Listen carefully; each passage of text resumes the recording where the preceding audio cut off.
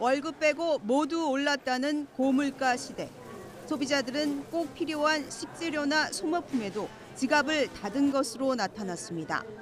소매 판매는 2021년 5.8% 증가했다가 2022년 0.3% 줄어들며 감소세로 바뀌었습니다.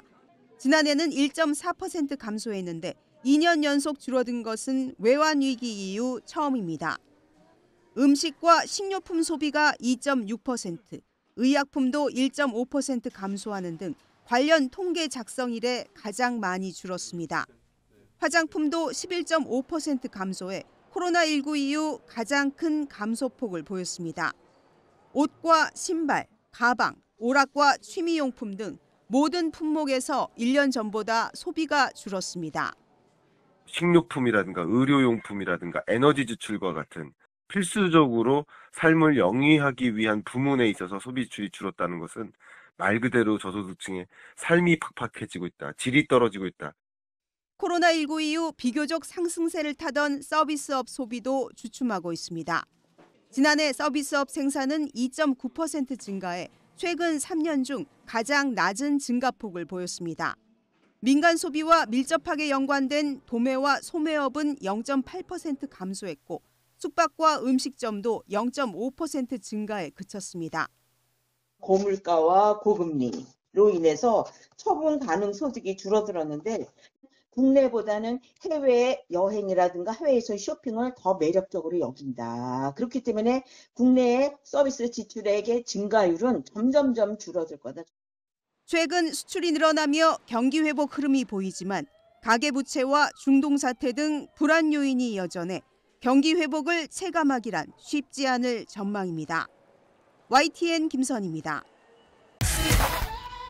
네, 지난주에 세뱃돈이 부담돼서 안 주고 안 받고 싶다라는 설문 결과 제가 전해드렸는데요. 이번에는 한숨 절로 나오는 차례상 비용입니다.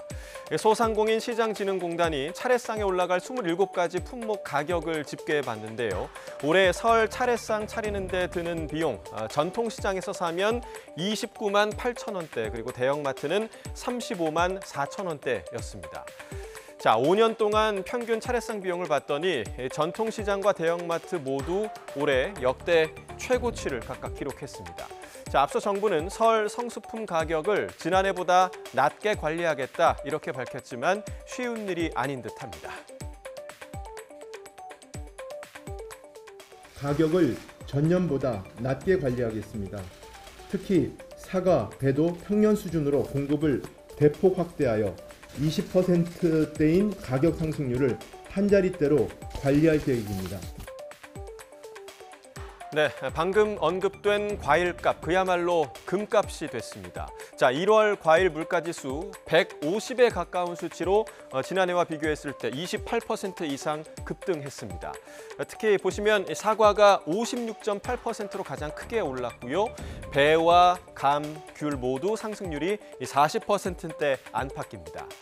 자, 이 때문에 최근 상대적으로 가격이 저렴한 노점 판매상을 찾는 경우가 늘었다고 합니다.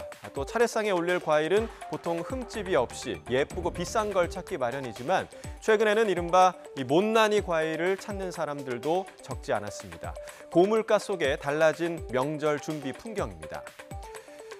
자, 과일값 보고 고깃값인 줄 알았다. 한 누리꾼의 이야기가 우리 모두의 마음을 대변하는 듯합니다.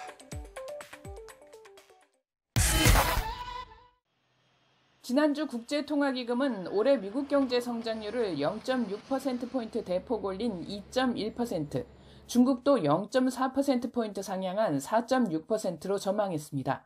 그러면서 올해 우리 경제 성장률 전망치를 2.3%로 석 달 전보다 0.1%포인트 올렸습니다. 경제협력개발기구 OECD 역시 미국 경제 성장률을 석 달 전보다 0.6%포인트 상향한 2.1%로 조정했고 4.7%로 잡은 중국 경제 성장률도 그대로 유지했습니다. 이를 반영해서 세계 경제 성장률도 0.2%포인트 올려 2.9%로 내다봤습니다. 그런데 OECD는 우리 경제 성장률 전망치를 오히려 0.1%포인트 내렸습니다. 정부 전망치와 같습니다. 소비자 물가 전망치는 정부 전망치보다 0.1%포인트 높은 2.7%로 잡았습니다. 전문가들은 각각 한국 수출의 20% 정도를 차지하는 미국과 중국의 회복에도 우리 성장률을 하향한 건 내수 침체 때문으로 분석합니다.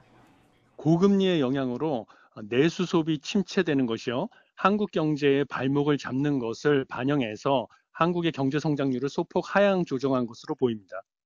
OECD는 올해 세계 경제 위험 요인으로 중동 정세 불안에 따른 에너지 가격 상승 등 물가 압력을 꼽았습니다. 또 전례 없는 금리 인상의 뒤늦은 영향이 예상보다 길거나 커서 경기 하방 원인으로 작용할 수 있다고 경고했습니다. 그러면서 신중한 통화 정책과 함께 재정 여력 확보, 교육 개혁 등 구조적 노력을 당부했습니다. YTN 이승은입니다. KDI가 낸 그 2월 경제 동향 보고서를 보더라도 이 내수와 이 수출 양쪽으로 봤을 때 일단 수출 회복세 덕분에 경기 부진은 조금씩 완화되고 있지만은 또 한편으로는 뭐 내수 둔화는 또 계속 이어지고 있고 이렇게 이제 분석을 했는데 여러 가지 뭐 다른 지표를 보더라도 뭐 수출은 그렇다고 하더라도 내수 쪽에 이제 둔화 현상이 계속 이어지고 있어요. 특히 작년에 음식료품 그 소비가 이제 감소했는데 이 부분이 사실은 좀처럼 이렇게 잘 감소하지 않는 부분이라고 하더라고요. 어떻게 보셨습니까? 결론부터 말씀을 드리면요. 네.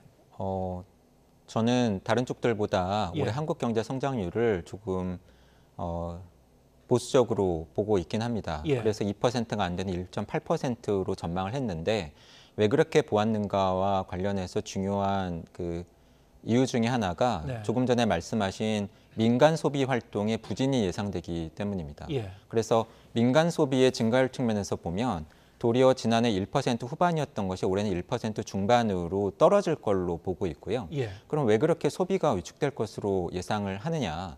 한마디로 고물가와 고금리의 부담이 시차를 두고 우리 민간 소비에 영향을 줄 수밖에 없는데 그것이 지난해보다는 도리어 올해 본격적으로 나타날 가능성이 높기 때문입니다. 예. 많은 분들이 이미 뉴스에서 보셨겠습니다만 소비자 물가 상승률은 과거에 우리 경제에서 경험해보지 못했던 수준 한 5 내지 6%까지 올라갔다가 최근에 많이 떨어지긴 했습니다. 네. 하지만 여전히 2% 후반 3% 전에서 움직이고 있죠. 예. 근데 중요한 건 뭐냐면 물가 상승률이 물가 수준 자체가 아니라는 겁니다. 네. 우리 경제 전반의 물가 수준을 나타내주는 물가 지수의 증가율이거든요. 예. 한마디로 지난해 우리 물가 지수가 100이었고 올해 105면 올해 소비자 물가 상승률은 5%가 되는 거죠. 예. 한마디로 소비자 물가 상승률이 2 내지 3%라고 하더라도 여전히 물가 수준 자체는 계속해서 올라가고 있다고 하는 것이고 예. 단지 과거에 비해서 올라가는 속도가 다소 완만해졌다라고 하는 것만을 의미를 합니다. 예. 그렇다고 한다면 단적인 예로 들어본 때 코로나 직전이었던 2019년 말과 비교해 보면 지금 한국의 전반적인 소비자 물가 지수 그 레벨 자체는 한 15% 정도가 높아진 상황입니다. 네. 평균이 15%라고 하는 것이지 먹거리나 생필품 가격은 훨씬 더 많이 올랐고요. 평균이 15%라고 한다면 사실은 20 내지 30% 정도 오른 품목들은 훨씬 더 많다는 이야기가 됩니다. 예. 주변에 나가봤을 때 냉면 가격이 전에는 10,000원이었는데 이제는 13,000원, 14,000원 정도 된 것이 단적인 예라고 생각이 되고요. 문제는 냉면 가격만 그렇게 변한 게 아니라 뭐 짜장면 가격, 설렁탕 가격, 미용실 요금, 놀이공원 입장료, 가게가 직면하는 전반적인 물가 수준이 그렇게 올랐고 네. 이러한 상황을 한마디로 표현한다고 한다면 인플레 압력이 우리 경제 전반에 지금 골고루 스며들어 있는 상황이라고 하는 거죠. 예. 그렇기 때문에 고물가 부담이 저는 과소평가되어서는 안 된다고 봅니다. 예. 특히 올해 우리 가계 소비에 상당한 부담으로 다가올 수가 있겠고요. 예. 이러한 물가를 잡기 위해서 지난해 2월까지도 한국은행이 정책금리를 인상을 했었죠. 네. 그런데 일반적으로 저 같은 일을 하는 사람들 사이에서 올라간 금리가 그 나라의 소비라든가 투자와 같은 실물 경제 활동에 본격적으로 영향을 미치는 데는 시차가 있다고 이야기들을 합니다. 예. 대개 그게 한 1년 남짓 정도라고 이야기를 하는데요. 예. 결국은 우리나라의 정책금리의 최고점은 지난해 봄에 도달을 했고 네. 그렇게 높아진 정책금리, 한마디로 고금리의 부담이 본격적으로 실물 경제에 영향을 미치는 시기는 지난해가 아니라 도리어 올해가 될 가능성이 높다라고 하는 그렇군요. 부분입니다. 예. 그래서 이렇게 고물가와 고금리의 부담이 본격적으로 나타날 가능성이 있기 때문에 우리 민간 소비 위축에 대해서 특히 가계와 자영업자들이 직면하는 이러한 예. 고물가의 부담에 대해서 훨씬 더 많은 관심을 기울여야 된다고 봅니다. 예. 맥락이 이어지는 그 얘기 같은데요. 그렇기 때문에 소상공인들이 체감하는 그 경기 지수도 좀 하락하고 있고요. 뭐 설을 앞두고 있는데도 이렇게 하락을 했습니다. 그리고 뭐 이거 외에도 고물가 문제도 물론 그 문제겠습니다만 가게들이 떠안고 있는 이제 부채 문제도 있을 것이고 거기에 대한 이제 부담도 있을 것이고 여러 가지로 봤을 때 그러면은 올해 우리나라의 이 내수 경기는 계속 어떤 부담을 안고 가게 될 것이다. 자, 이런 부분이 최근 들어서 이제 OECD도 뭐 11월에 우리나라 이제 경제 성장률 전망치를 좀 올렸다가 다시 이제 소폭 내렸는데요. 자, 이런 부분들이 다 종합적으로 반영되고 있는 거라고 봐야 됩니까? 외부에서 볼 때도 그렇게 보는 건가요? 전 쳐다보니까 질문을 많이 받는데요. 네. 올해 우리 경제 상황을 가령 뭐 한 단어로, 예. 한 표로 표현하면 어떻게 보느냐라는 이러한 식의 질문을 많이 받습니다. 근데 제가 지난해 말부터 답을 드렸던 제 생각은 뭐냐면 사실은 갑론을박 또는 의견 분분입니다. 그렇군요. 조금 전에 예. 말씀하신 것처럼 IMF는 예. 한국 경제 성장률을 최근에 조금 높였고요. 오히려 소폭 올렸죠. 예, OECD는 도리어 낮췄습니다. 예. 그리고 조금 전에 저는 올해 한국 경제 성장률이 2%가 안 되고 네. 1.8% 정도 될 걸로 보고 있다고 말씀을 드렸는데 예. 사실은 한국은행이나 KDI와 같은 다른 국내 주요 전망 기관들은 2%가 넘는 수준으로 지금 전망을 하고 있습니다. 예. 한마디로 생각이 엇갈리고 있어요. 예. 근데 이게 의미하는 바는 뭐냐면 결론적으로 경제가 다소 부진하더라도 경제 활동을 활성화시키기 위한 적극적인 정책이 나올 가능성이 상당히 줄어든다라고 하는 점입니다. 예. 돌이켜 봤을 때 몇 년 전인 코로나 초기 2020년에 한국은행은 정책 금리를 거의 제로 가깝게 빠르게 낮췄고 네. 정부도 그냥 준 건 아니고 빌려준 것이긴 했습니다만 예. 수백조 원에 달하는 돈을 풀었습니다. 그런데 왜 그렇게 신속하게 그리고 전격적으로 적극적인 대책들을 내놓을 수 있었느냐. 그때는 이견이 없었기 때문이에요. 네. 코로나가 우리 경제에 충격을 줄 것이다. 그리고 이 충격을 우리가 극복할 필요가 있다라고 하는 데에는 이견이 없었습니다. 적극적으로 방어해야 된다. 네. 예. 근데 저는 사실은 올해는 네. 상당히 이 부분에 있어서 예. 의견이 앞서 말씀드린 표처럼 분분할 걸로 봅니다. 네. 어디는 우리 경제가 좋아지고 있다. 예. 어디는 아니다. 예. 여전히 어렵다.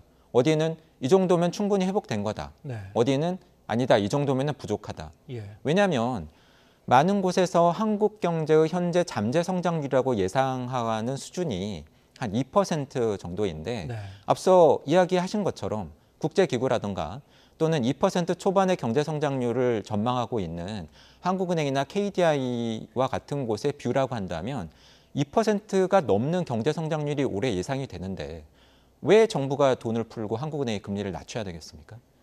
이런 생각이 만약에 광범위하게 확산된다고 한다면 네. 설령 경제 주체들이 지금 경제가 어렵다라고 느끼더라도 기대들 하시는 것만큼 한국은행이 조기에 금리를 인하를 하거나 네. 정부가 적극적인 재정 지출을 늘릴 가능성은 저는 그만큼 줄어든다고 봅니다. 그렇군요. 예.